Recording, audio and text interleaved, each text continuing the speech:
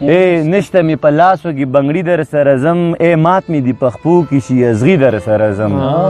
قسم مې دي په خدای وي خدای راستی در سره ځم هیڅ سوچ ور باندې نه کوم بیخي در سره ځم خو ته هم یو وړوکی غوندې کار وکړه امیر صاحب د قام د ازادۍ ناره په جار وکړه امیر صاحب نظم دی چې دا زما د سټوډنټ د ما فرست ایئر کې لیکلی و 12 کې چې وم نن شل کاله مخکې تقریبا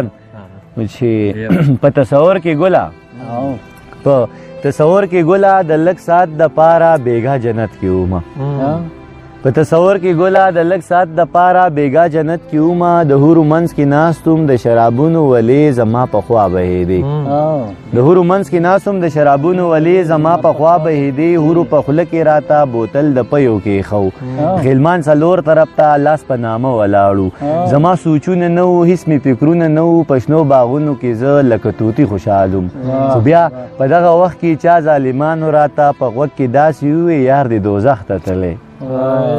خو بیا په دغه وخت کې چا ظالمانو راته په غوږ کې داسې ووې یار دې دوزخ ته تللی د دې وینا سره سم زما حالت بدل شو څه لیونی غوندې شوم په ګډو وډو سر شوم ما په جنت کې ګله بیا داسې شور جوړ کو ماله مې یار راولی زما بهار راولی چې اوس باقي دیدن یې د حورو مخ کې وکم زما